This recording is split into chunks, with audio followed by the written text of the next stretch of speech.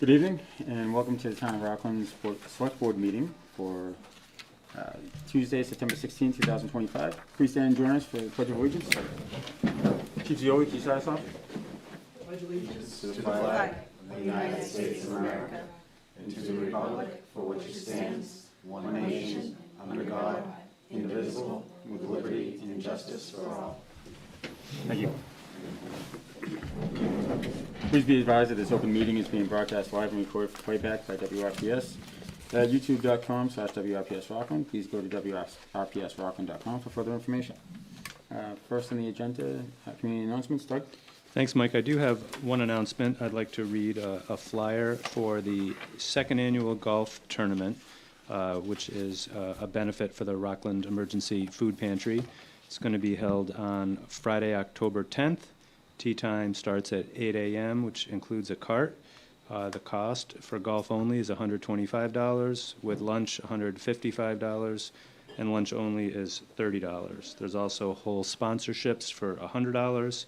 Obviously, the food pantry is a great cause. If anybody's interested in participating, hosting a team, they can register on their website, which is rocklandemergencyfoodpantry.org, or they can email them at rocklandemergencyfoodpantry@gmail.com. That's all I have. Thanks. Thank you, Doug. Next on the agenda, I'll entertain a motion to approve the minutes of 9/2/2025. Motion. Second. I have a motion and a second. All those in favor? That's unanimous. Thank you. Next on the agenda, under new business, appointment to Council on Agent, alternate to full member, Sandra Collins. Doug? Yes, I don't know Ms. Collins. I'm not sure if she's here. She's not here, which we didn't ask her to since somebody that's already been appointed as an alternate. The position is now available, and we and the rest of the board and Julie, the COA director, recommend her for appointment. Okay. Seeing that we have, she's been signed off by the CAO Chair McCarthy and COA Director Burke. I'll entertain a motion to approve. Motion to approve. I have a motion. We have a second. Second. Motion and a second. All those in favor? Thank you. Next on the agenda, one-day liquor license request, Fall Festival, 9/27, 1 to 5 p.m. Rain date, 9/28. Olivia?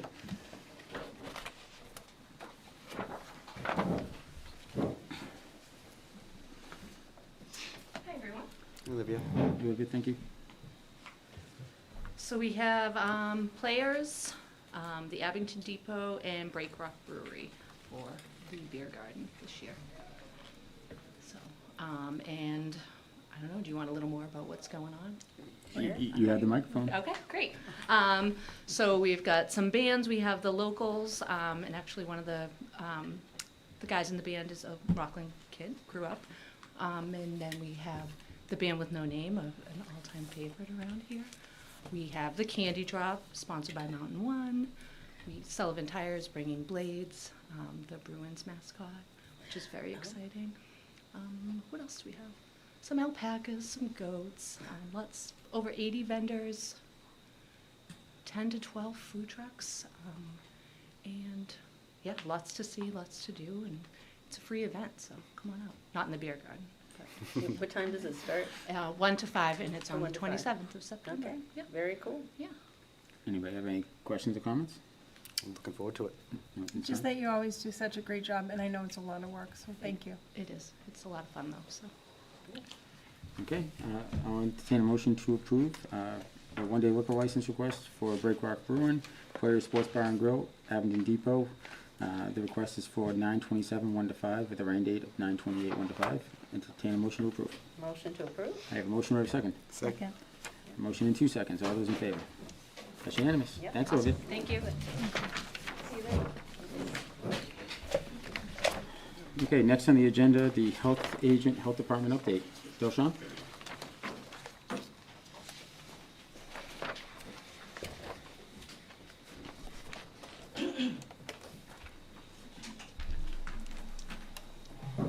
Delly, welcome. Thank you for coming in. Thank you. Good evening, Mr. Chairman and members of the Select Board. My name is Delshon. I am the health agent for the town of Rockland, and I want to thank you for inviting me and the opportunity to provide an update on behalf of the Rockland Health Department. Since the last in-person Board Health meeting on June 17th, I had not had the opportunity to provide office updates to the board or utilize the Board of Health's meeting platform to keep residents informed.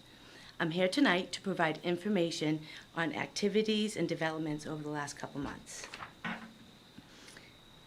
On August 5th, 2025, the Health Department hosted an in-person presentation partnered with Plymouth County Mosquito Control. The program was highly informative and well-attended, providing residents with practical knowledge on prevention and protection strategies. This presentation is also on WRPS YouTube, so if you ever want to look at it, that's where it is. Ironically, a week later, on August 13th, the Health Department was notified that mosquito samples in Rockland tested positive for EEE and the West Nile virus. At that time, the overall risk was considered low, and in response, a press release was issued and posted on the town's website, WRPS, and on social media. Direct outreach to the school department was also done to ensure that families were informed and encouraged to take precautions. On August 25th, the Massachusetts Department of Public Health, via the Hahn Alert, notified the town of Rockland that our risk level increased to moderate. Since then, while there's been no further EEE positive samples have been detected, West Nile virus continues to test positive in mosquito pools, and a few human cases have been reported in the area. The Health Department continues to advise residents on best practice for prevention, and updated information is always on our website, on the Health Department's website. Delshon, before you go on. Yes, please. Seeing as that, you said that the best practices for prevention are available there, could you just get into very briefly what some of the best practices are so that residents can hear it directly from you? Yeah, in case they don't have sure. the opportunity to go back and check the website. Yep, so standing water, if you have any tires or any buckets outside in your house, in your yard, just make sure there's no standing water. Always preventive sprays, mosquito sprays, ticks, and just be careful dusk to dawn. And those are some of the precautions that are out there. And wear long sleeve shirts, long pants, cover your ankles. And if you're in a grassy field, just for ticks alone, check yourself. Just always check yourself just to make sure there is no ticks. Because some people don't even realize they got bit by a tick. But you'll see the marking, it'll be there, and that's how you know that. But as far as mosquitoes and everything else goes, just use best practices as far as standing water and using DEET sprays. Okay. So lately, in retail stores, there's been a lot of sale on Kratom. Early July, I attended a meeting, and there was a small discussion about Kratom from another community colleague, and it was just brief. And then on August 31st, member Michelle Kennedy sent me an email that she received from a very concerned Rockland resident regarding the use of Kratom. And I just want to read one little insert of her email. Last October, when I stood in Hingham District Court to request that my husband be civilly committed due to his Kratom addiction, the judge referred to it as gas station heroin. I brought a little bottle, I don't even know what it is. The Kratom comes, and I have some handouts right here about the dangers, and anybody can have them. It comes in a pill form, a powder form, and a liquid. And I went to one of the establishments, and I purchased a little bottle. I thought I brought it in as a prop, but it was $14.75. And there is really no guidance on the bottle itself. So there's really you have to go to a link. That's what it says on the bottle. So it's very concerning. And then even after hearing from the Rockland resident, at our most recent department head meeting, Chief Zioli brought it up to me and approached it to me too. So we know that everybody out there has concerns about this, and this needs to be addressed.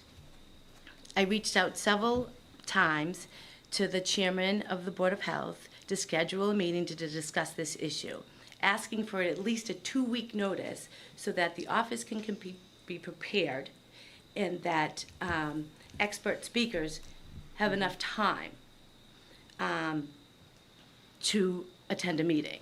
And I still have not heard a response from him to date. Member Kennedy also reached out to him to ask for an update for the next meeting, and she still had no success. So it's it's been a struggle, never to say I have the a least. question real quick, Yes, Kelly. sure. But can you tell us about the affects of kratom? Like, if somebody takes it, what are some of the possible behaviors? Addiction, nausea, vomiting, increased blood pressure, liver damage, seizures. High doses can cause severe sedation, breathing issues, coma, or death. What is it sold under? I mean, Huh? what is it sold under? Is it's a tobacco product or what's it? It's alcohol a or- synthetic. Okay. It comes from a plant, and it's a synthetic supplement. Thank Some you. of it comes from China. And And it can also be have a violent affect, from what I understand. People can get extremely violent on it. yeah, I mean, so Yeah. the person that sent the email is here today. If you guys have any questions further about it. Sure. But it's in the schools. They know, the kids know about it in the schools, so it's just, you do have to be 21 to purchase it, but we all know how that goes, so. Chief Zeoli, not to put you on the spot, but are you seeing a big ramp up on this or? Not a huge ramp up, but there are a number of communities that have banned the substance, so it's certainly a concern. I think it'd be appropriate to discuss it and get all the facts and make a determination whether it's something we want to sell in our community. May I? Sure, so this is Kathy Mahoney. She is our tobacco coordinator, and if you don't mind. No, the chair recognizes Kathy Mahone. So I just want to say that I do this tobacco regulations for 8 communities. We are in the process of our communities to ban this because we have seen the uptick and the dangers of it. It is sold on like regular convenience store. It is supposed to be 21 or over, but I do compliance checks for tobacco products and I get sales. So it is a concern. I am working with my other communities to hopefully ban it throughout at least my 8. And I talked to my colleagues and a lot of them are going the same route. And because she's already involved with it and Weymouth and everything, I already have the regulations. I have everything. I have the notice to the establishments. I just have to fill in the blanks. When's the next meeting? Come if you want, and have more of a discussion on kratom. But So I just want to throw it to Select Board Member O'Donnell for a second. Yeah, just a question. Which government entity regulates That's what I it? was going to ask. Yes, That's what I right. was wondering. That, Government entity regulates, so who made the determination that it's 21 plus? So it's not ABCC, it's not tobacco, it's not, It's supposed to be FDA, okay. but So who's following up to see that they're not selling harness outside of? that's the thing, Yeah, so you I- witness it, but you have no enforcement. right. Yeah. That's what I'd like to work on, is maybe putting it into my wheelhouse with tobacco. But we have to get everything in regulations and work that out. I'm willing to do that, and enforce it in all my communities and sending compliance youth to see if they can purchase it. But yeah, it is I have over 200 stores between my communities and I see it in a lot of them, unfortunately. and it's expensive. For this little vial, it was $14.75. And it says it has an 8-hour lasting effect. And just another thing, it affects the brain receptors that are addicted to opioids. So it is very powerful. And again, 3 emails, no response. Anybody, so just while we're here, we have a couple experts in the room. Anybody else, if you have any questions specifically pertaining to kratom? So I guess I'll speak to this now. So the petitioner friend of mine as well, has reached out to me because of lack of response. And originally guidance on who to contact, and I directed her to Michelle Kennedy because I believe she would be the most responsive, and it turns out that's true. Pointed her to the Board of Health. She's reached out, as we've heard. I think at a minimum, as an elected official, we have an obligation to communicate back to constituents that reach out to us. Even if we're declining to put them on an agenda, we should at least reach out and say, I'm sorry, but this is not something we want to take up at this time. But the lack of communication between employees, constituents, and other board members, it paints our town in a bad light, and we really should strive to do better. Yeah, I agree. It's complete, dereliction of duty, and it's a slap in the face to the residents of the community to allow something, as important as this topic to go unanswered, at least, and even more so, not discussed. I mean, I'm sitting here today not knowing much about it being presented for the first time, and I have already strong opinions about whether or not we should really be reviewing the ability to purchase this item within the town of Rockland. Unfortunately, it doesn't come to necessarily our board to regulate, and maybe it does because it's not necessarily a regulation. There's no regulatory body at this point, really, right? Yeah, I mean, I think technically it should be the Board of Health. Yeah. Yeah. No, Right. just a thought. Yeah. If they don't have meetings, then and something needs to get done. I don't know. Just something to discuss down the line, I guess. But all right. Anybody else? Any other questions as it pertains to Cleveland? I just want to make a comment back to the Triple E update. Deli, I want to thank you for that, for putting that out there, going above and beyond as you usually do. And, since I've been here, the short amount of time I've been here, you continue to put the residents of Rockland first. Thank you. Well, that's my job, I right? know, but I appreciate it. Yes. In light of everything going on with the board, I know it must be difficult. And so I really want to commend you for your work and getting the word out to our residents related to the threat of Triple E and West Nile virus. So thank you. Well, I'm thankful that I was able to have your support, all of yours, and I appreciate that. It is trying and it's difficult, and I just bang my head. I can't get anything done. I know. So that's just the way it goes. So I had two questions. When is mosquito season over technically? It's never. Okay. And Yeah. tick season as well, from what I And tick understand, season yeah. is, yeah. So they hope that the freeze comes and it freezes them, but everybody knows, every once in a while, you're like, that's a mosquito? Yeah. Yeah, so they don't all, and they get smart too, with all the pesticides and everything else, So, so. yeah, they build up an immunity. So, okay, my second question is, in case anybody wants to look it up online and do more research, how is kratom spelled? Kratom. Okay. We any messaging with the schools? I mean, you said that it's. I had a in- brief it's- you've heard that's conversation in with one of the schools. teachers, and I was like, have you ever heard of kratom? And she was like, yes. Maybe that's something that can be sent from your office to the schools for them to send home to make parents aware that aren't able to see Yeah, our so meetings. that was the slippery slope for me. I don't want kids to be like, oh my God, what's kratom? Oh my God, let's try it. No, you send it to the parents, Yeah, not the kids. Yeah. yeah, I'll ask Yeah. the I mean, the school. school has email blasts that they send all the time. And the DARE officer has been in touch Mhm. with the resident from Rockland and working close. Okay, great. Yeah. And then, you know what, and it shows that everyone is aware of this. Everyone is aware of it. We've got 3 different people that we've reached out, so it's serious. And I don't take light to it. I know that there was all those, when the vaping came, my son was an avid vapor. I am thankful that they cut it down, made him quit. So there is just so many things that you don't want your kids to start. Gotta continue. So, the town of Rockland is the host community for the South Shore 5 Public Alliance Group, which includes Hanover, Pembroke, Marshfield, Norwell, and Rockland.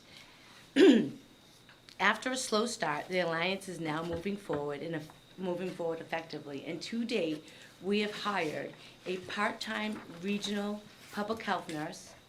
So she assists all the community's regular health agents.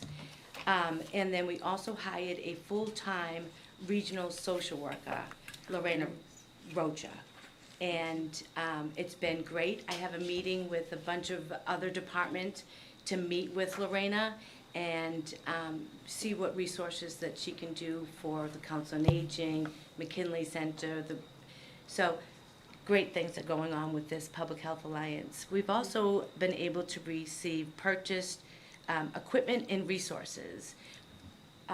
Each community has received tablets to help with food inspections, a sound meter, CPR mannequin, and my favorite is the blue light device that's particularly useful for rodent investigation, and that's fun. The grant also pays for professional development. Membership and training fees are fully funded. Financial benefit to the town of Rockland from this grant, the town of Rockland received $58,000. And with that money, which supported the purchase of a new mail folding machine for all departments to utilize. And I'll tell you, we needed that. The other one was crickety and old, and it really didn't stuff. This one stuffs, folds, stuffs, and licks, so it's great. Yes, so, and the Alliance continues to strengthen regional collaboration and provide benefits to all the communities. And I have to tell you, I'm a huge fan of this Public Health Alliance grant. Rockland alone has absolutely 100% benefited from this. We have local food inspectors that are also paid by the grant. It gives me a little bit more of, what's the word I'm looking for? Transparency, right? Because we don't want everybody to say that I have a favorite restaurant and I just don't inspect them or whatever. So every establishment here is held to accountability by Alsco Food. They are amazing, and I also follow up on any kind of violations that they haven't fixed, but it's working, and I love it, and it gives me more time to work on other things in the office. The Rockland Recycling Center, that's my favorite part of my job, besides housing inspections, really. Obviously, there's been an uptick on illegal dumping, and with that, the health department used RDP grant funds to purchase 2 new surveillance cameras. Since the installation of these new cameras, 2 violators have been identified, and they've been fined, and they paid them. We also have RMV access approval, and it has allowed us to efficiently track offenders with the help of my engaged residents reporting the dumping locations. Linda Mae Ellis. Yes. She's my little bug, Yeah. and I love her to death. She will keep me up to date all the time, and if she catches a license plate, she'll take a picture and she'll send it to me. We're always in communication, and I love that. I'm not everywhere, right? So I don't know that there's 2 mattresses dumped on Grove Street. So it's helpful that I have residents, and just everybody just needs to know Big Brother's watching, and we will get you. Don't dump illegally in the town of Rockland. Don't you mean Big Sister? Big sister? Okay, Isn't that you? me? I'm big, yeah, well, I'm watching you.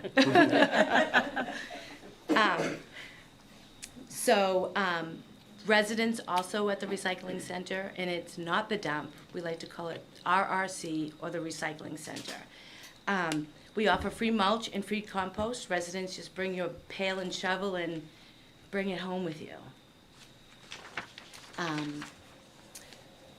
Future improvements. Efforts are underway to streamline the access process, including exploring debit card payments, online registration, and uploads and online payment options. That I can't wait for. So that is going to be exciting. It's going to cut down on the inside traffic. It'll be more convenient to residents. If they want to go on a Saturday, they can upload their stuff, and I'm there already giving them access. Yes, I work Friday, Saturday, Sunday, Monday, I work all 7 days, because the recycling center is open Saturday and Sunday, and if they need me, I have to be available. So the immediate access would be absolutely wonderful for weekend warriors. Right now, vouchers are still available.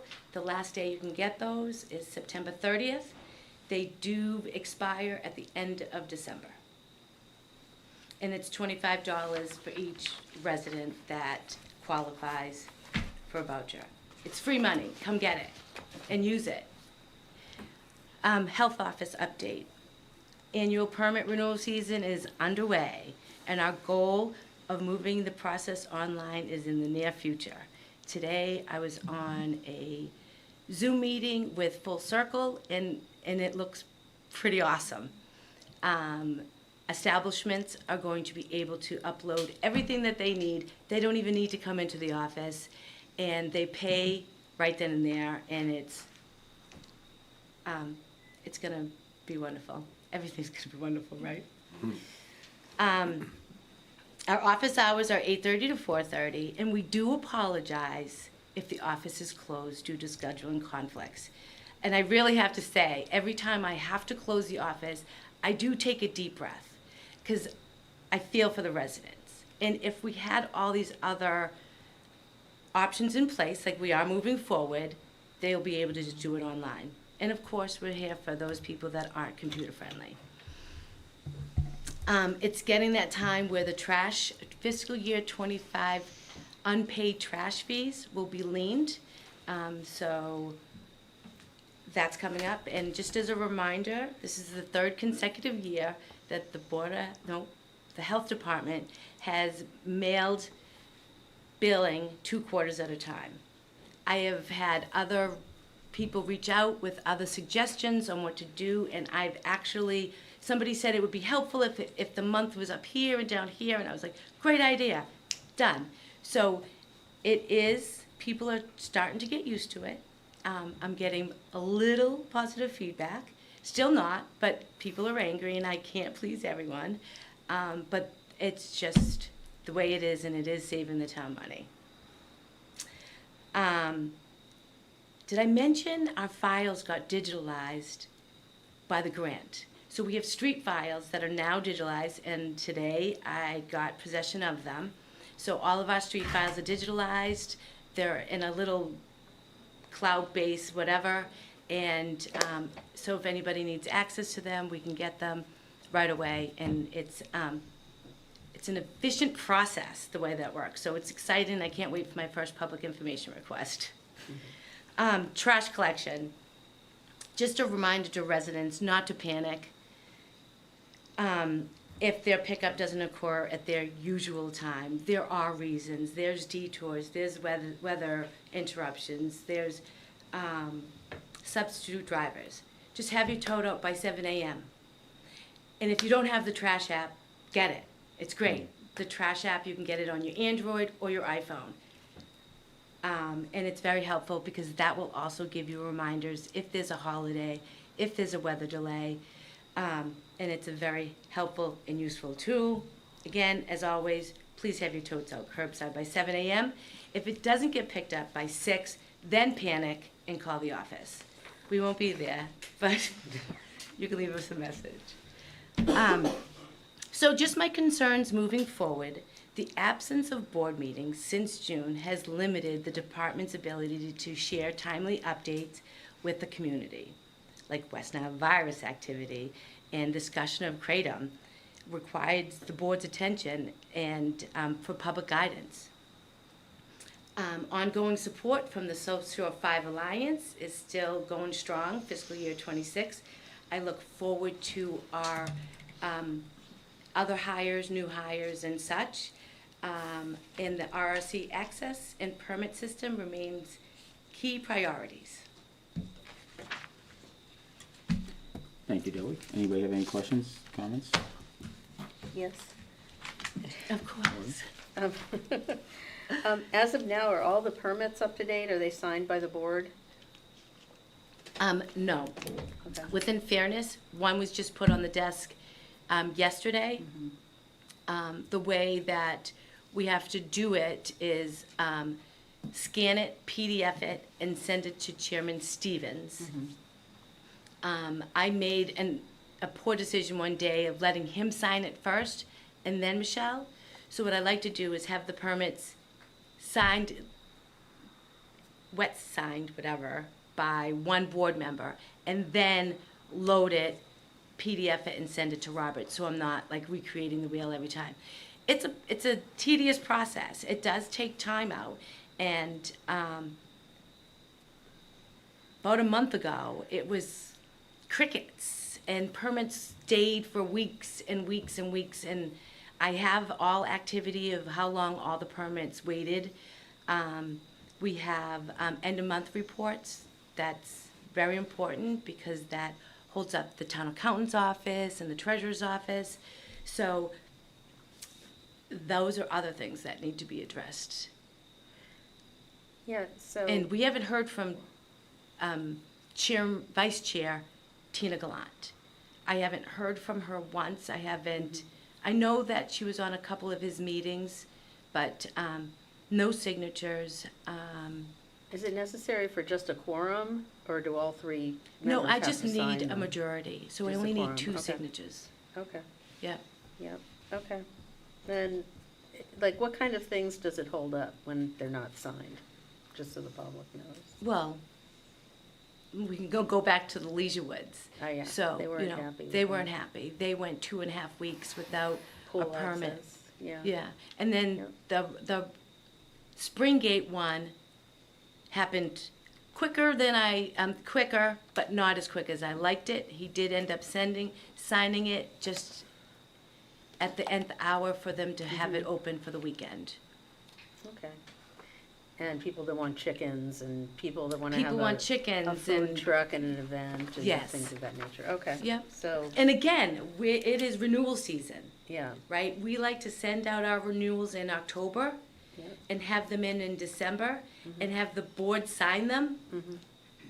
And I don't know, that's just gonna be, so it's kind of random the way It's- it's been happening. yeah, it's gonna be interesting. Hopefully, things will turn around and things will get signed timely. And as far as the SS5 grant goes, is that a renewable annual grant? Is it? Okay. Yeah. And do you know if there's any surplus left over for this year, or has that all been used? Nope, so I think we had to give back about $2,000. I'm not sure exactly. So it's like a use it or lose it? type of Yeah, thing? Okay. so we used, $318,000. And then the town of Rockland got a percentage of that, which Gotcha. the 58,000. Okay. That was used for admin purposes and Yep, other, in a folding machine. in a folding machine. That licks. That licks. Yeah. I'm gonna bring a Rolling Stones tongue sticker. to put on. Thank you. You're welcome. Anybody else? Well, you laugh at the folding machine, but I worked in an office where I've had to manually stuff envelopes Yeah. and use the folding machine, and that saves a lot of resource time. It That does. is a money saver. Oh, huge. For resources, for sure. Absolutely. And And the liens will be going out, so that's gonna be my first little. Yeah. The other thing I want to commend is the digitization of records. How cool moving is things that? online. It's nice to see the town moving into the 21st century. Mm-hmm. I actually, the trash bill payment service, I think, is one of the better bill pay services we have in this town, because even without a bill, you can go pay your bill. You can just enter your Don't you address. love how you can do Yes. the trash bill? And you can change it. Like, I should say this too, and I'm glad you brought it up. If residents go on the online system to pay their trash bill, it might be wrong on there. They could always call and verify first, but you have the option to change that number. So if you wanted to pay both bills at once, you wanted to pay your September and your December, you can change it from 98 to 196, and then you're done, and then you're not gonna see me until March for your next bill.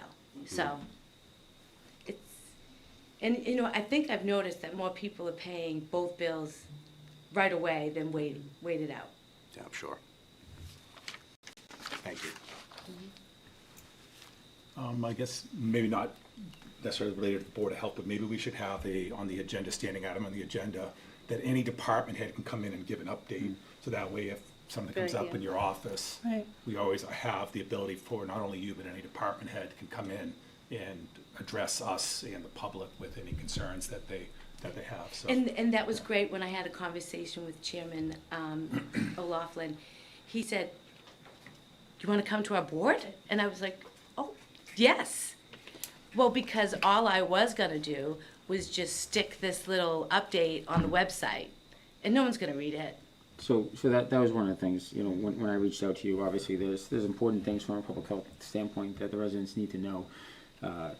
You'll be interested to know, John, the next meeting, I think we have 7 departments coming in, so, Okay. you know, buckle up, it'll be a long meeting, because everybody wants to talk to us and tell us everything that's going on in their departments. And it's something that we had always kind of done, and I think it's important for the residents to hear it directly from their department heads, as to what's going on. I just want to put it out there for anybody in the audience and the people watching at home. Chairman Stevens was invited to this meeting. His access to town hall was granted. Apparently he chose not to attend, just in case people had some concerns for the fact that, you know, Delshawn had mentioned him a couple times and he wasn't here to defend himself. He was given the opportunity to show up tonight and he chose not to. I do have several concerns as to how that department is being run by the board itself. It's not my place, obviously, as a member of the Board of Selectmen, but as president, I express great concerns. And I know I talked to you, you know, one of the basic things is being a chair is you're responsible for the agenda. And I'm a firm believer that there are certain topics that should exist on every agenda, including you know, comments from community members or comments from, you know, specific, you know, health agent comments should be available on every single, you know, agenda. Old business not reasonably anticipated, so that you can talk about things that come up between the agenda and the meeting that you didn't anticipate coming up. Prior to him, I used to give the agenda to the chairman and with everything that I needed on it, and then you could put whatever you want. And so that doesn't happen anymore. But I tried with Chairman Stevens, giving him a full agenda. Of course. So, And but that's my concern, and again, it's not my place as a member of the Board of Selectmen, so I'm gonna walk the line very carefully here. But as a resident, it is concerning with the lack of detail and items that exist upon these agendas. They seem to be only addressing whatever complaint might be filed based on actions from prior meetings, with no new business or no new information being presented to the residents of the town of Rockland, which is really appalling, especially one of the meetings that I witnessed where you tried to, you know, make mention of Triple E and you were cut off. I didn't know anything about Kratom until our package showed up. I had talked to Doug about putting you on the agenda, you know, and I hadn't read the packet yet, and Steve called me and said, hey, you know, can I invite the person who sent the email? I said, about what? He says, Kratom. And I said, what language? What are you saying to me? Like, what is this? You know, and I went back and I read it. So, you know, for somebody that, you know, I consider myself to be an informed resident, for me not knowing what that was even, it's alarming, you know, and something that's a threat to our community and a threat to our youth, which I don't know why that's not the top priority of the board at this time.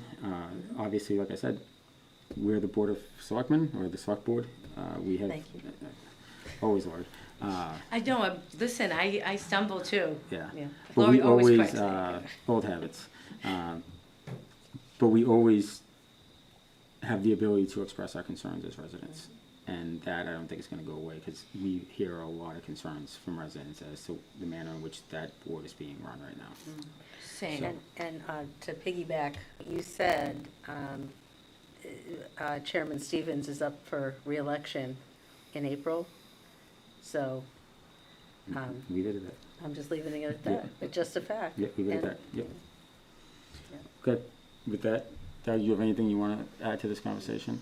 Okay. No, I don't have anything to add. I think Delshawn hit all the Mhm. highlights for the major things coming up, and hopefully there'll be a greater opportunity for her to present that information publicly at her own board meetings.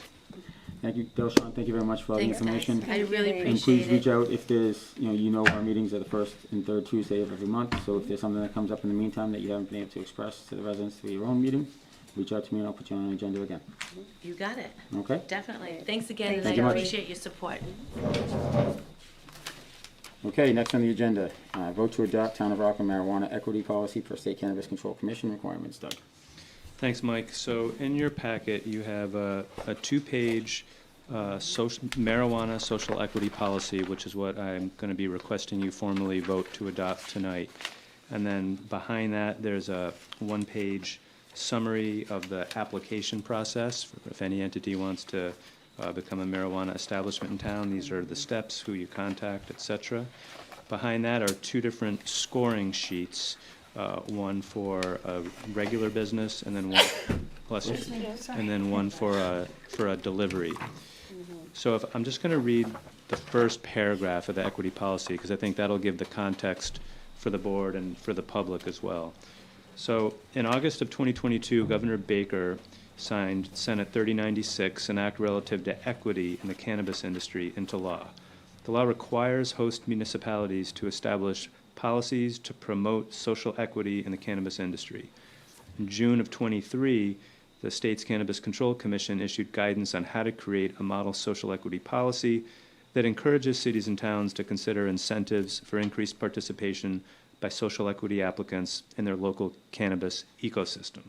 The Cannabis Control Commission has since enacted regulations requiring cities and towns to adopt initial policies to promote social equity in the cannabis industry. So we have had these policies in place, but since that time, as that last sentence indicated, the Cannabis Control Commission wants a formal vote from the board formally adopting it. In the past, our town planner, Allison Quinn, who did all the work drafting all this, gave this to you, and kind of by consensus, you all said, yeah, you know, makes sense, but they want an affirmative formal vote. I'm also, this next part is not in your packet, but I want to reference one other thing to make it clear why this policy works and is compliant. So under various state regulations, I'll just list them quickly, 935 CMR, Section 500, and Section 501, it says that municipalities are presumed to have met the Cannabis Control Commission's minimum acceptable equity standards by taking at least one of the following actions. They list a bunch of options, and it's the third one that we're doing, creating a local approval process for equity applicants that's administered on a one-to-one basis, where a general applicant may be approved only after a social equity business has commenced operations. Host communities may choose to administer a one-to-one ratio local approval process until such time as 50% of the licensees operating in the host community are social equity. And so that's essentially what we're doing here. You'll see that very clearly if you've read through the materials. I don't know really what else to say other than it's a law. There's regulations. We have to comply. And the intention behind this is, you know, various groups and people that were most heavily impacted by the prior laws predating this may have been arrested for marijuana offenses or had family members that were. Those are the types of people and businesses that the state wants to, or is requiring cities and towns to actively assist and elevate and promote before other entities get in the marketplace. So we have three marijuana establishments in town now. So obviously our next one, if a fourth one, we're capped at 4. If another entity comes in, you know, per this policy, they would have to be an entity that meets the state's definition of an equity applicant. So I hope that makes sense. I'll try to answer any questions you might have. But basically what I'm asking for is a formal vote to adopt the Rockland Marijuana Social Equity Policy, which includes that 2-page policy document, the 1-page checklist on how to apply, and the score sheets.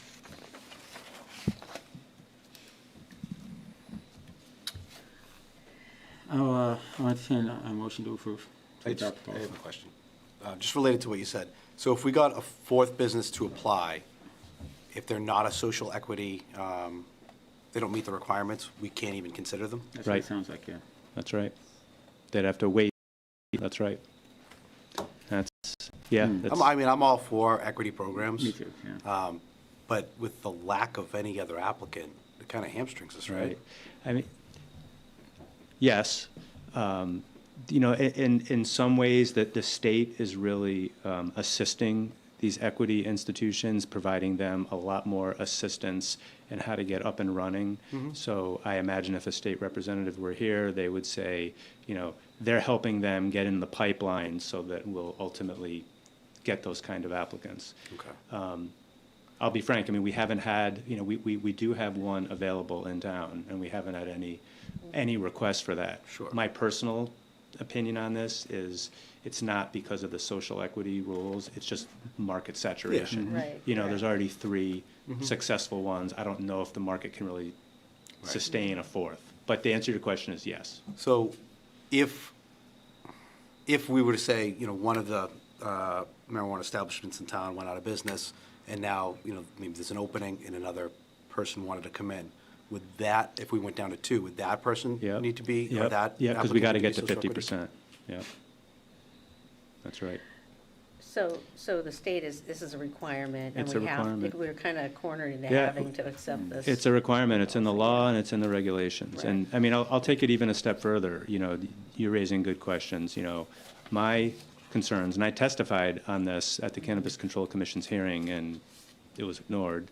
But my concern is, like, there's a lot of staff time and work that has to be diverted to managing this. I mean, all the time and effort our town planner did researching this, putting this together, and in addition, is gonna have to handhold has a pejorative connotation, I don't mean it like that, but assist, you know, equity applicants that come in that we don't do for any other sector of the economy, you know, is troublesome because we have limited staffing here, but it's a law, there's a regulation, we have to comply with. You know, I get that, you know, but I think the sentence that is really starting to stick with me these days, the Cannabis Control Commission has since enacted regulations requiring cities and towns. Who are they? Like, seriously, I mean, we had a legally binding, you know, document with them, host community agreement, and they just up and cancel it. You know, they're getting extremely big on themselves, thinking that they can dictate everything to these cities and towns after they pull the bait and switch on us. So it really bothers me that, you know, the tail doesn't wag the dog, and I think in this case, you know, the Cannabis Control Commission is really an entity that really needs to take a step back and look at themselves, because they don't run things everywhere, and if we end up getting rid of marijuana because of it, you know, I could see that being a thing in the future. Yeah, I mean, Yeah. I would say, Mike, that, you know, I have raised those I know you concerns have. directly to the Yep. commission, and the response I always get, and I think there is some truth to this, is what they're doing is based on the underlying law that was passed. Sure. And so that's, you know, that's an equal part of the problem, is the law is requiring this. But It's the not just- cancellation of our host community agreements that were agreed upon at a time Yep. between us as a town and the party that was coming to town. And one of the reasons why we were willing to entertain, and one of the selling points for adopting, you know, bringing these businesses into town and having legalization of you know, marijuana within town, was that there was money coming back to the communities. And then a couple years in, they take that away. You know, it just, I'll probably never get over this, so for as long as I'm on the board, you know, you'll probably hear about this every time I see CCC, you know, requiring cities and towns to do something. That's just me, though. I understand. Yeah. And it probably won't stop me from entertaining a motion, Yeah, because that's my I job. completely concur, and just to let you know, we lost upwards of $10.5 million over 5 years. Mhm. Because they, you know, pulled the rug out from under us. And I go to the MMA conference and I see their booth there, and they want to engage me in conversation, and I just tell them, I said, you don't want to engage me in conversation, and walk away. You know, funny story, So, Lori, yeah. I think you actually did visit that booth one day, because Yeah, I I did. got to work one day, and in my mailbox was a Cannabis Control Commission coffee mug. Yeah, oh, I did get you a mug. And I'm that's like, right. yeah, the way to start my day, because Yeah. I think everybody on this board now, and now everybody in the town knows how I feel about this Yes. commission, but, I think I got Doug one too. yeah, Yeah, just as, it was a joke, yeah, I got that, so, but it ruined my day, so. oh, no, sorry. So with that, I'll entertain a motion to adopt the Rockland marijuana social equity policy. So moved. I have a motion, do I have a second? Second. Motion and a second, all those in favor? Meh, And then I'll just, whatever, I'll say no just because. yeah, You're gonna say Yeah. 4 to 1. snarky. Just Just because I note- can. Yeah, A note on the the applying for a marijuana establishment in Rockland on number 2 in the underlined section. It says, present your application for a marijuana before the I select saw board. that, yeah. Well, I got saw a good that. chuckle. Yeah, I know. Yeah, Change that I was language. hoping you wouldn't pick up on that. But you would. Steve Yep. doesn't miss much. I got you. I missed it on my first read. I was sitting here going through it again. I was like, that's pretty fun. All right, next on the agenda, collective bargaining agreement, public announcement, IAFF, local 1602 fire, Doug. Great, thanks, Mike. So this is the 5th and last collective bargaining agreement that I am pleased to report out publicly that we have reached agreement with the firefighters union. And again, same as with, excuse me, as with all of our other union contracts, 2.5% increases each year. There's always different things in each contract. We list out some specific types of training that we're going to be covering, some slight changes to things like clothing allowance. We're clarifying how we're measuring residency, which is important for firefighters depending on where they live and what their callback time is. And I think most interestingly, we are now really for the first time looking at adopting a maternity policy for female firefighters, which will ultimately turn into a maternity, possibly a paternity policy as well for all town through our personnel policy. So that's something we're working on as well. But this is a good agreement, it's fair, and most importantly, it's the last one. So that's all I have on that. Okay. All right, next on the agenda, other new business not reasonably anticipated, Doug. I have none. Okay, next on the agenda, old business, 9/13/2025, special election results follow-up, Doug. Thanks, Mike. So I know the board knows this, but I'll just remind the general public about the special election that we just had this past Saturday, September 13th. There were 2 questions on the ballot.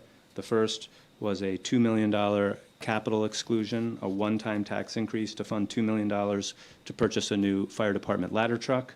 And the second question was to raise taxes for up to 30 years for $26.1 million to construct a new fire station.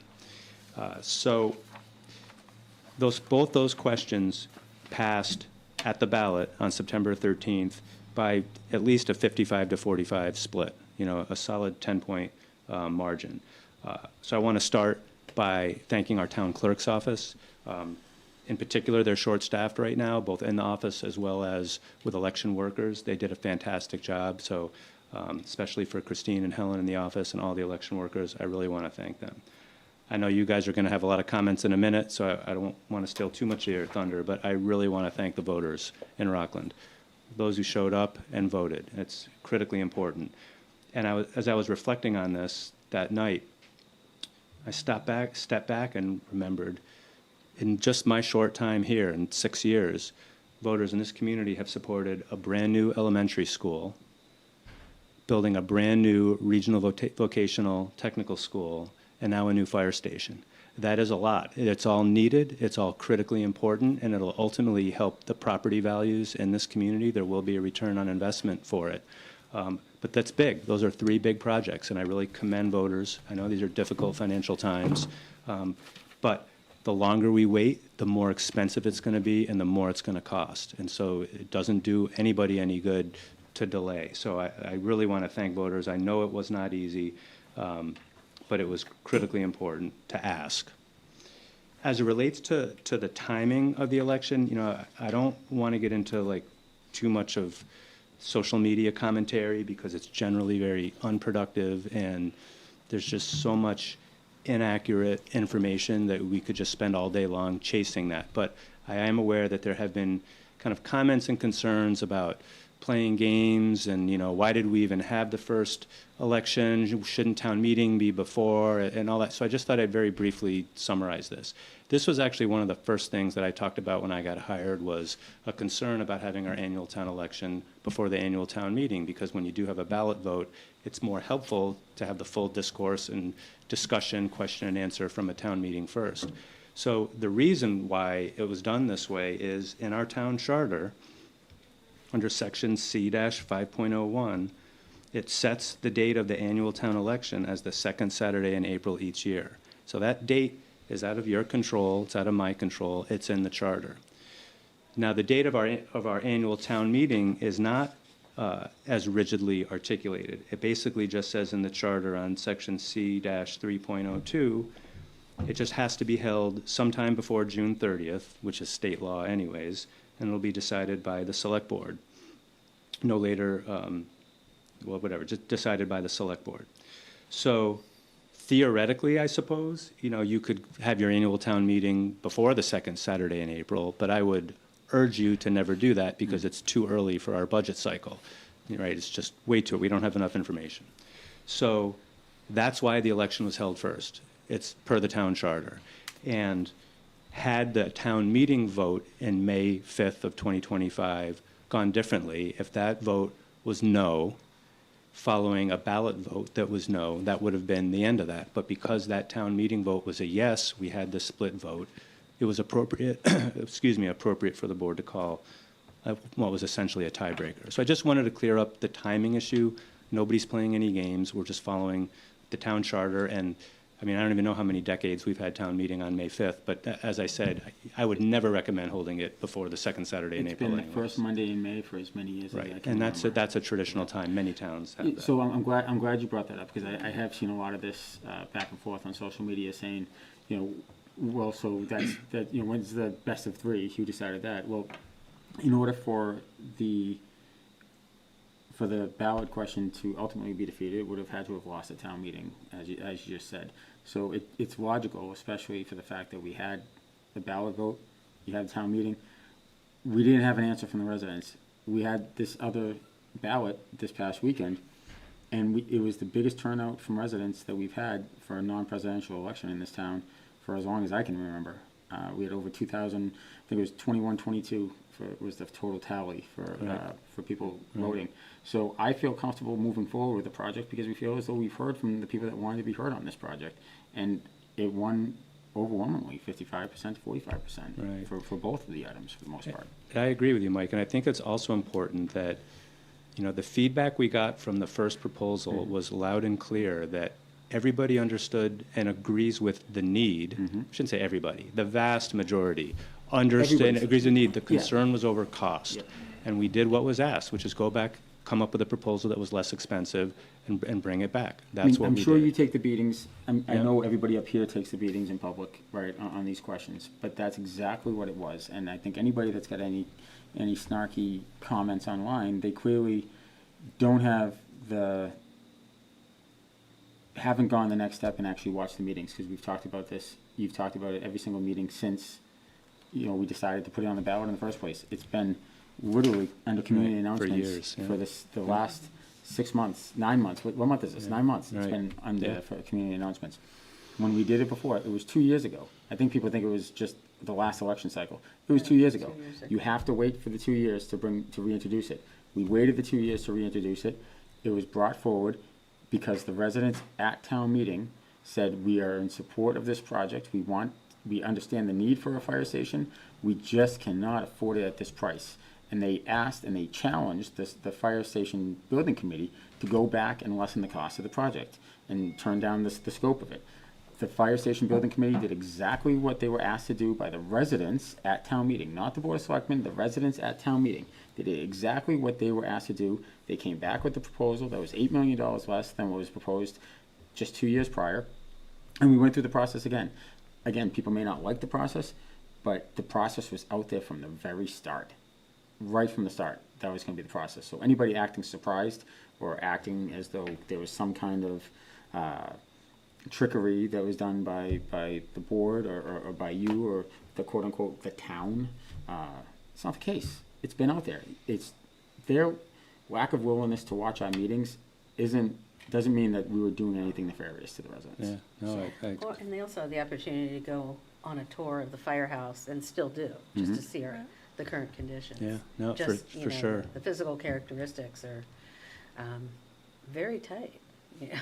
That's an understatement. So, yeah. And then a couple other things I just wanted to mention. Now, this next point is really important. A couple of you, John, Lori, Mike, a few of you have brought this up in the past, and I've tried to be very careful leading up to the election not to overhype this or oversell this, because it's a little bit out of our immediate control. But now that it's passed, I want to give what I think is really good news.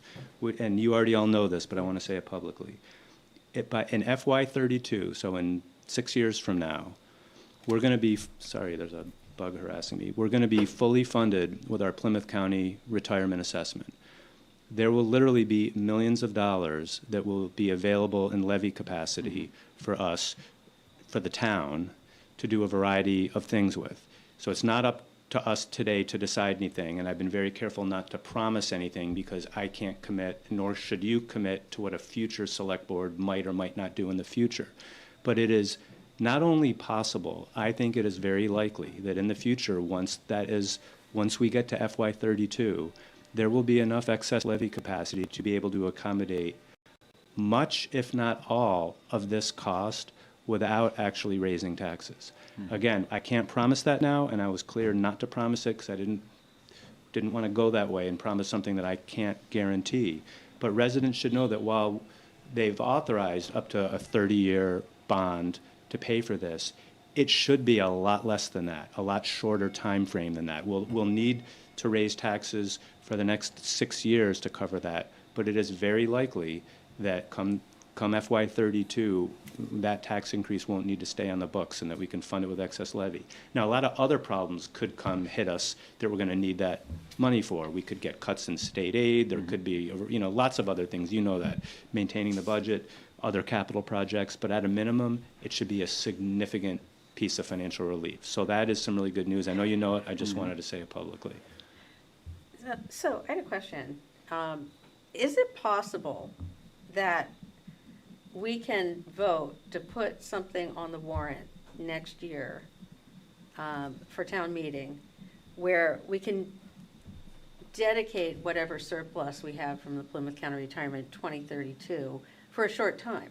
Yeah, I don't think so, Lori, because next year we'll be looking at the FY27 budget. Yeah. That's what town meeting is for, FY27, not FY32. So to your point, it may not be real money. It's not realized. It's not real yet. Well, because there might be other things. I just legally, I don't even think you can do it But we're because. always, yeah, okay. I mean, we're always going to have to take care of debt service, and that is, Right. really, really important. And is it possible also, just to give people financial relief, like if we got $9 million in 2032, an extra $9 million, can't we disperse that to people? Just give them a Yeah, I mean, a that's, check? well, there wouldn't be like a check, but I think, there could be tax relief. I think that's one thing that I imagine Okay. a future board, will want to look at, would be a reduced tax rate would be one option. Okay. So, I mean, there'll be a lot of things at play. I'm very worried about state aid in the future, especially with what's happening in Washington. All these cuts Yeah. from Washington, especially things like Medicaid cuts that people might not be paying attention to. Medicaid is the largest part of the state budget. Yeah. And this state has a commitment, has a social commitment that it makes, based on our culture, constitution, everything else. So when billions of dollars get cut from the federal government for Medicaid, that's going to have a ripple effect and could really hurt our state aid. And so I say that because, we might need a lot of that to backfill other cuts that are going to come in the future just to maintain level services. I don't know. I don't want to get ahead of myself, but there should be a significant amount of relief for this particular debt exclusion come then. Again, we didn't want to overpromise that with a vote, but now that it's done and passed, we can kind of emphasize that more because I do think it's realistic. And then the last thing I just wanted to highlight is kind of what our immediate next steps are with the project. So, and we've already begun work on this. We're going to engage the architect to continue their services through final design, through all phases of work, through construction. We're going to hire an owner's project manager. It's required by law, but it also adds tremendous value for the town. Already requested the architect to give us a fee proposal. I've already advertised for the owner's project manager request for qualification, so those are underway. We need to complete the demolition of the Lincoln School. For those that don't know, the new station is going to go at the site where the current Lincoln School is in the corner of Church and Howard Streets. I'm going to talk a little bit more about the Lincoln demolition in my closing comments at the end of this meeting. Also going to need to continue working with our treasurer and accountant to make sure we put some temporary borrowing in place so we have the sufficient cash flow to meet our immediate needs, which is mainly going to be architects, engineers, project management services as we go through design, permitting, all those phases. Then lastly, once we get through all that, finalize the design, go back, get another special permit from the Zoning Board of Appeals, do the procurement, go out to bid, construct it, move in, and then of course, ultimately down the road, once the department is fully moved in, then we'll come back and talk about what the board would like to do with the current fire station. And as I've said publicly before, unless something dramatic changes between now and then, which I don't foresee, my recommendation would be to put an article on the next town meeting warrant to get authorization to sell the building under terms and conditions you see fit, to redevelop it in the private sector with some kind of mixed-use, commercial ground floor, maybe residential up above, put it back on the tax rolls. Yeah, I had a comment about that. I think that we need to put something in there, since it's smack in the center of town, that'll attract people from other towns to come to Rockland. And what I think would be great is a firehouse restaurant. There's 3 poles in the current fire station, and what if the waiters and waitresses came down the pole to deliver your meal? And I would love to call it Work the Pole, or something to that effect. No, seriously, I mean, that would pull, it would be an attraction that would bring people to Rockland.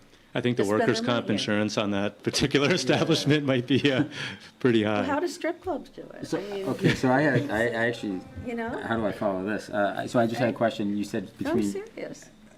I know you are. From the point of now and then, what is our timeline, right? So one timeline, we'll talk about the station and we'll talk about the ladder truck. So the station ladder truck, what is the timeline for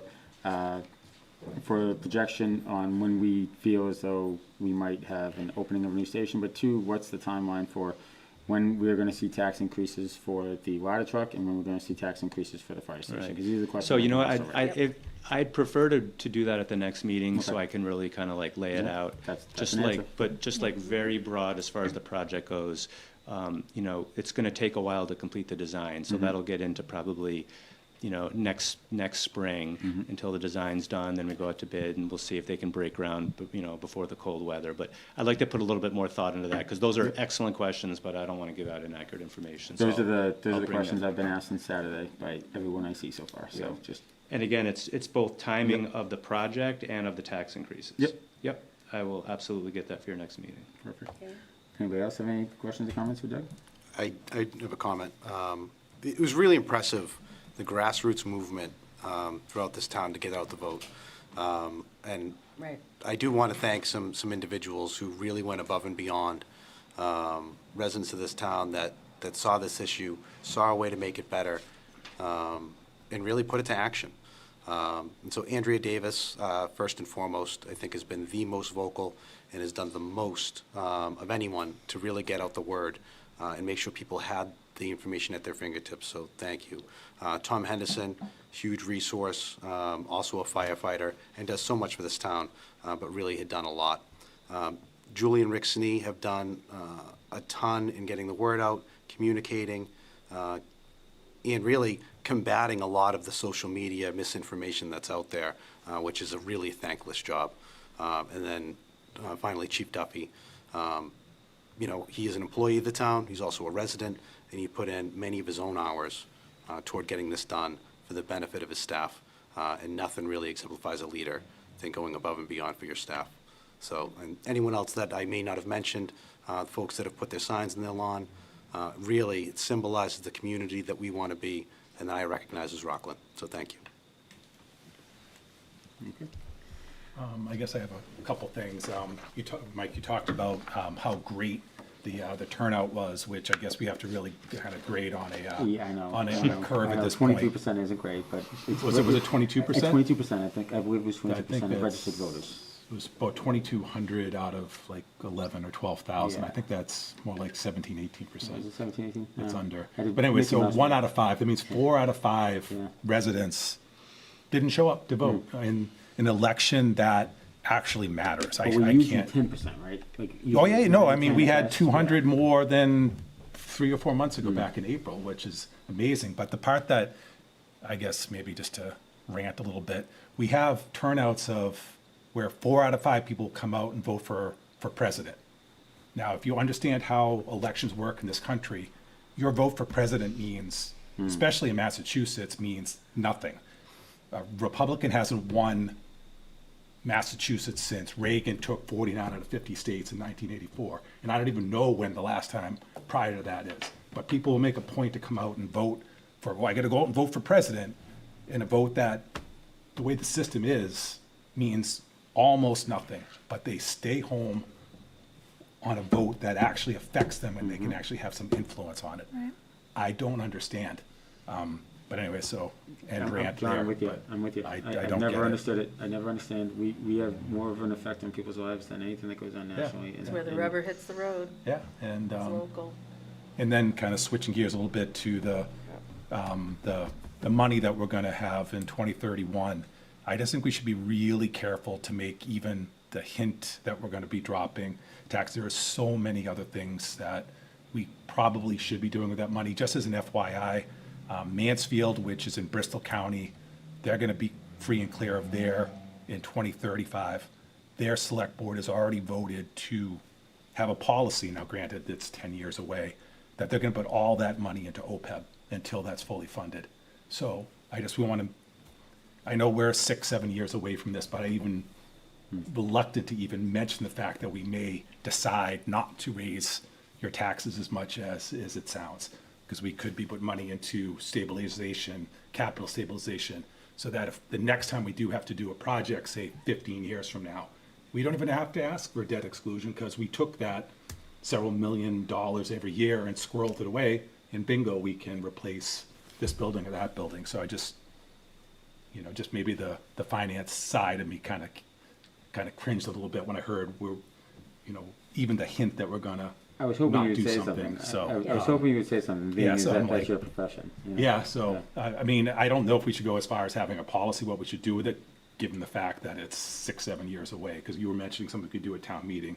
We could vote in a policy that this is what we intend to do with this money 6 years from now, or we could just wait 6 years and actually have that board deal with it. But just as another community that I'm familiar with, S&P, when you do our ratings, communities from moving up to the next level or getting to AAA is because their OPEB is, nowhere near fully funded. So I guess I would, not that I expect to be on the board 6 years from now, but my opinion on that would be, let's get these reserves up before we even think about not, taking in as much money as we can, and then eventually we'll get to that point. But at 2031, 2032 might be a little early for that. So I just want to keep people's expectations in check on that. Mike, can I make one comment to that? Yeah, John, I was going to actually ask you to make whatever comment you have, but also if you could just say, for people at home, what OPEB is. Yep. Obviously, we Yep. know it's other post-employment benefits. I'm on it, yep. For that, but also, I think it's something we can look at, John. Obviously, I'm always of the thought process that present board shouldn't dictate to a future board. I think you and I have talked about that in the past and kind of feel the same, I think, on that. So I don't know at this time, without looking into too much already. I haven't done a lot of research on what Mansfield's decision was on how they want to do it. So maybe I'll take a look at that, and maybe it might change, thought process on something. But as of right now, as we sit here today, I wouldn't go and dictate to a future board as to how something. Nor would I. I'm just. Yeah, I didn't think you would. I mean, I think you and I were in agreement on that at one point when Doug said it before. But Doug, go ahead. Yeah, and I agree with everything you guys said. And the point about a policy now, it wouldn't be binding, because the future board could just say, we're going to change the policy. And so it might make you feel good now, but I don't think you would appreciate if some board 6 years ago was trying to tell you what to do now about, a financial matter. John makes excellent points. In our financial department head meeting, our town accountant and town treasurer made exactly those points, and our treasurer in particular said this should all go into OPEB, and we had a spirited debate about that. OPEB for the community's benefit, Mike said it already, it's other post-employment benefits. There's a law that requires towns to fully fund the costs to cover benefits for their retired employees, because the way the curve was going, too many people retiring, not enough money to pay it out. We have accounting and actuarial firms that quantify this for us periodically. Our OPEB liability is over $100 million just for our town.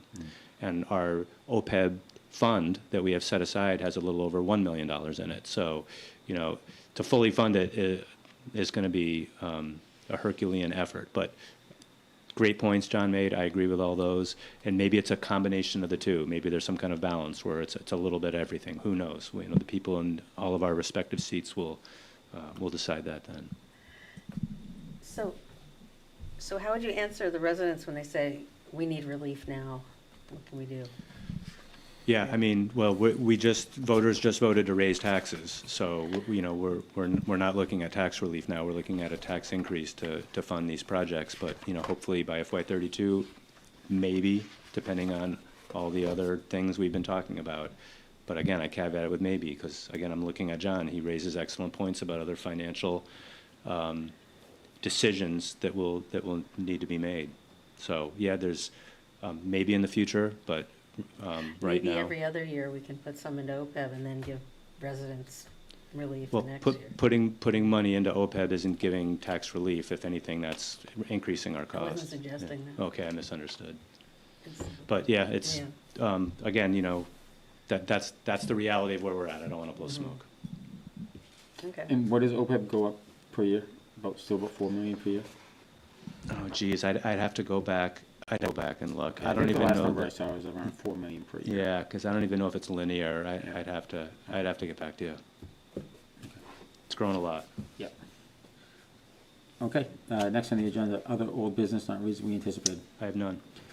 Town administrators report and correspondence. All right, great. Just three things tonight. The first is I wanted to touch a little bit more on the demolition of the Lincoln School. This was something that was in the works, regardless of whether the fire station passed or not, because of the safety hazard involved with that building. And I was just in there yesterday. You might actually want to take a tour yourselves. It was horrifying. You know, there's been a lot of illegal entry and squatting and vandalism, and it's unsafe. So as I've indicated earlier, we've gone up to bid, and we have a contractor signed to do the hazardous materials removal. And I want to stress that we're doing this in phases. All we're doing right now is removing hazardous materials, which I'll describe in a minute. Once that is all done, fully remediated properly, then we're going to do new procurement, go out to bid, and hire a different contractor to demolish the whole structure and everything else on the site that needs to go.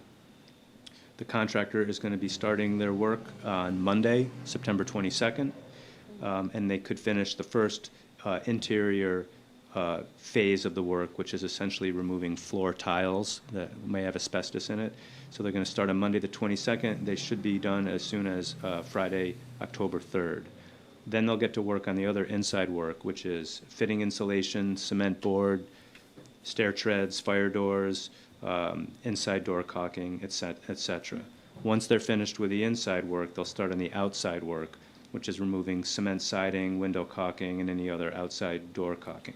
They expect to be completely done by October 17th, so pretty quick. Now, based on Steve's suggestion at a prior meeting, we do have a flyer that we're going to be mailing out tomorrow to all the abutters. And the intent there is to explain to people exactly what's going to happen that's going to be protecting their health and safety. It's very short. If you don't mind, I'd just like to read it quickly now and give the whole town an opportunity to hear it. And again, this will be mailed to about 28 abutters tomorrow. The town of Rockland has issued a notice to proceed to KN Environmental, Inc. for hazardous materials removal services at the former Lincoln School site, 99 Church Street, prior to building demolition. These activities include abatement of asbestos-containing floor tile, caulking, and cement siding, and the proper collection and disposal of hazardous materials located within the building, such as light bulbs, ballasts, and thermostats.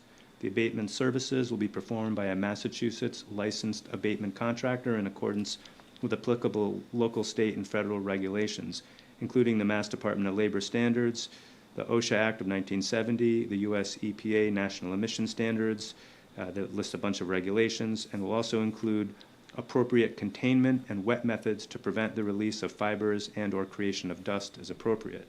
Final visual and air clearance sampling will be conducted by an independent third party on behalf of the town of Rockland to ensure safety to workers and the general public during and after the project.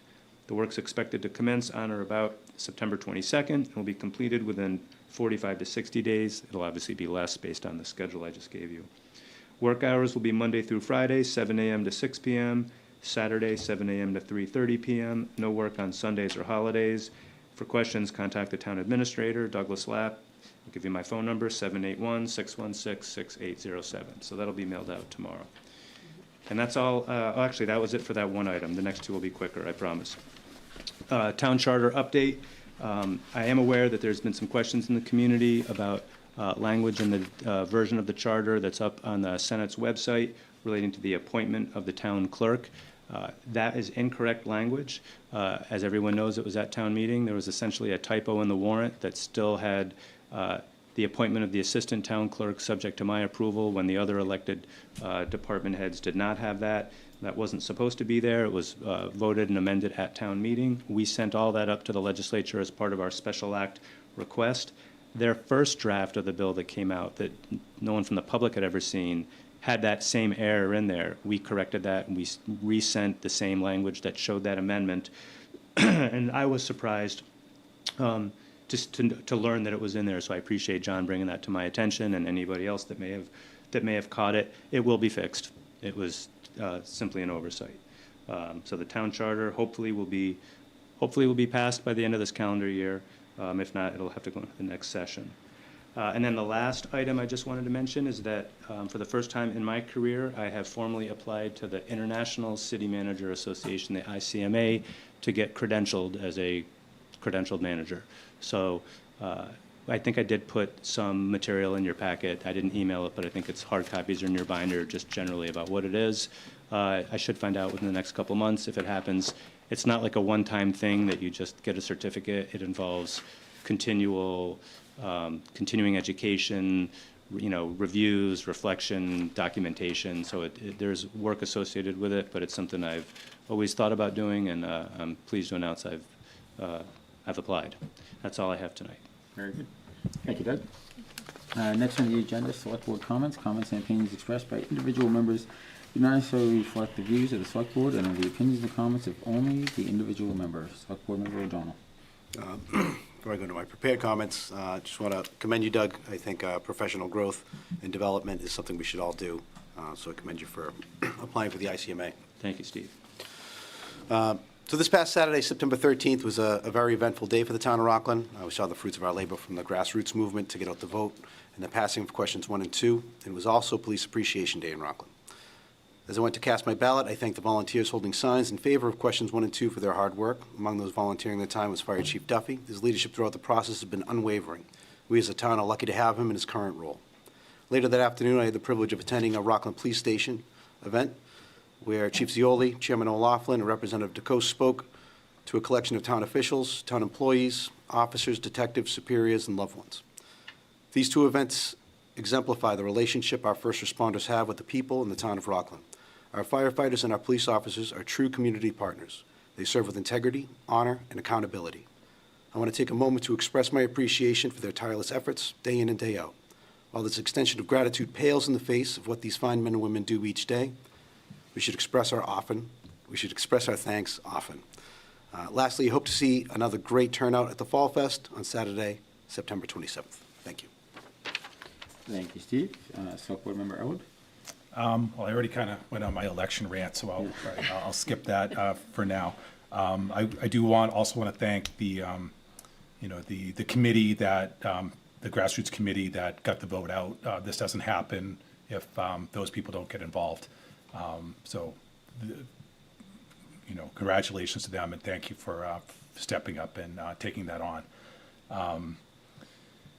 With regard to the charter thing, I'd love to take credit for finding it, but it wasn't actually me. Mary Parsons pointed it out to me, so I don't want to take public credit for finding that. It was actually Mary and her, being always on top of every little thing. So thank you, Mary, for pointing that out to us to make sure that we caught that. So, and then the police appreciation event, that's always very proud to go there and thank our police for everything that they do.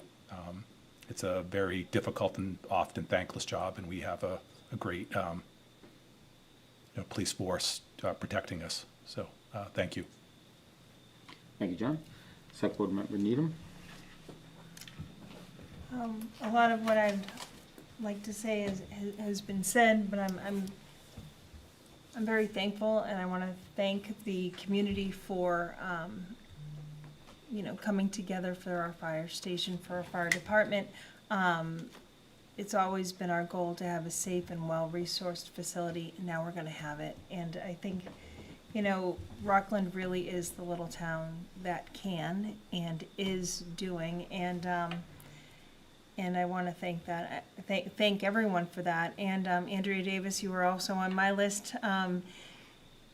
You've worked so hard and tirelessly and passionately to help our town communicate with its residents. And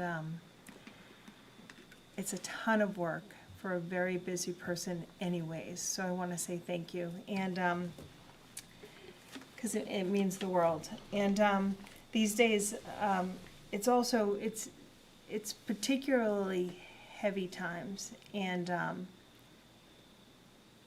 I feel like life in general is very hard. You look at the news, you look at the state of the nation, and it's just a very divided world that we're in these days. And I think when you see things like our fire station being voted forward, when you see our Police Appreciation Day, and unfortunately I had to work, but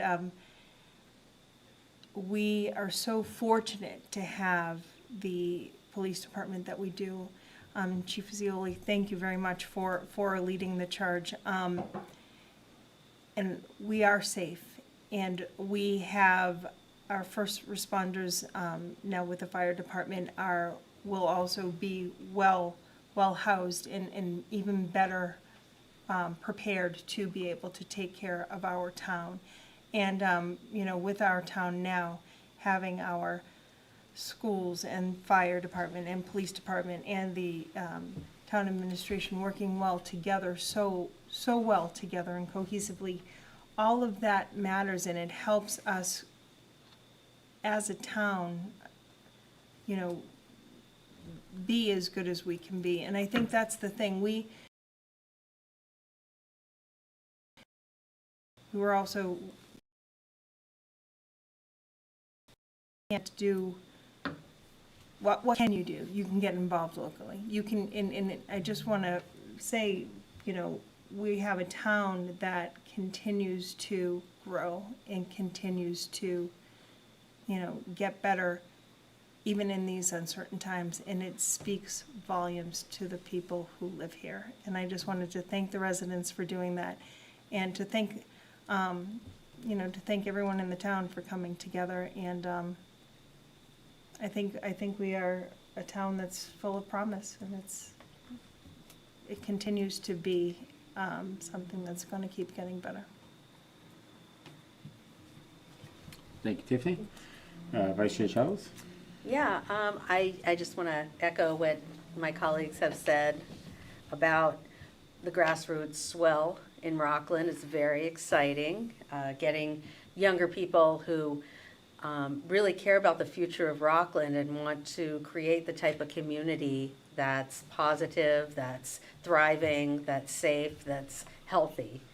And the grassroots movements help flip the narrative for a town, I was really thrilled to see the firehouse go forward. I wanted to thank Julie Snee for designing the cute little bulldog yard signs, and she and Rick Snee for mitigating the online chatter. Rob Lynch actually drew the bulldog, so thank you. That was really nice. Tommy Henderson for making his signs, and the union outreach was fantastic. Andrea, thank you so much for your Instagram outreach and other online stuff that you did. I think that was fantastic. And everybody working hard, pulling together, educating, because a lot of people go to the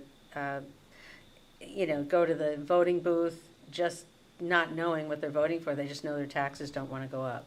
And once I think people realized why taxes going up can really improve our town in the long run, improve their life experience here in the long run, people change their minds, you know. I mean, I spoke with people on the street, and there was at least 15 people that were a hard no that flipped to a yeah, you know, I'll consider it now. So, you know, I just want to put out there, be educated before you go to town meeting or go to the polls. Another thing I wanted to talk about is there's a member of our rent control board that stepped down, so there isn't a quorum. So if anybody would like to step up, you know, it's a first step to entertaining in places like Leisure Woods and Hillcrest, a floor and a ceiling to your rent for what you'll pay. And, but we need to have a quorum for the board first. I know there's a lot of Leisure Woods residents that are really afraid of the future and what they'll have to pay for rent. But just even having a discussion about what having a floor and a ceiling versus not, or maybe not having one is better. You know, you can't have a crystal ball, but just to entertain a discussion about that. If anybody would like to step up, we'd love to have someone from Hillcrest join the board. Reach out to Courtney Biergard, our assistant town manager, to do that. And lastly, I was really glad to hear that we have a mental health rep now working at the Board of Health, or the health department, because considering the tragedy that happened with Charlie Kirk, you know, nobody deserves to lose their life for a political opinion. I was diametrically opposed to everything that came out of that man's mouth, but he is a human. He is an American citizen. He has a family. He has young children, and did not deserve to die. Civil discourse has been the American way for years, and the ramp up with school shootings. There was actually a school shooting the day that Charlie Kirk died. So if you know of anybody in your family, friends, kids who are on the edge, who you could potentially see engaging in that kind of violence in Rockland, there's help. Please reach out to the child, reach out to their parents, reach out to, now we have a mental health coordinator at our town hall and in the health department. I implore you to do that. So that's all I got. Thank you, Lori. You know, it's funny, having not been the chairman of this board for a long time, you kind of forget that everybody else talks before you for closing comments, and then everybody says every single thing that you were going to say. You guys all spoke very well as well, and everything that you guys said tonight. So with that, I'll keep it very, very, very quick. Andrea, thank you. Chief Duffy, thank you. All the firefighters in Rockland, anybody else that helped out. The residents that came out to vote, the residents that came and visited me over the last few weeks that wanted to have a conversation and wanted to find out, you know, the effect that this would be on their taxes and whatnot, and what the condition of the fire station was. You know, it takes a village, and the village voted, and we're moving forward with this project that I think puts Rockland in a great place. And you know, we are going to do what generations in the past did not do, and we're going to continue to maintain the condition of these buildings and these facilities so that future generations aren't going to be saddled with the same burden that this current generation has. And I know that sounds like me promising for a future board, but you know, I think as residents we should hold future boards to that standard, to continue to invest and not kick the can down the road and not let our buildings fall into disrepair and then complain about it, you know, when we try to improve our situations. With that said, well, we do have an executive session coming up. I also want to thank Chief Zioli for continuing his work at the Rockland Police Department and maintaining the integrity of that department at all times. It was one of the things that we spoke about at Rockland Police Appreciation Day. The integrity of that department is paramount for anything that we want to get done in this town. And I think residents of Rockland look to the Rockland Police Department with great pride, a sense of security, and, you know, really a department that, you know, really sets Rockland apart, especially in a town, Rockland, that has a great need. So, Chief Zioli, thank you for all your hard work. As I said to the guys the other day, keep it up. Thank you. And And with that, I'll entertain a motion to enter into executive session per Mass General Law, Chapter 30A, Section 21A3, National Opioid Litigation, and per Mass General Law, Chapter 30A, Section 21A7, for the review and approval of executive session minutes 9/2/2025, not to reconvene. Roll call vote. Select Board Member Needham. Yes. Select Board Member Elwood. Yes. Select Board Member O'Donnell. Yes. Vice Chair Childs. Yep. And myself. Thank you, everyone. Good night.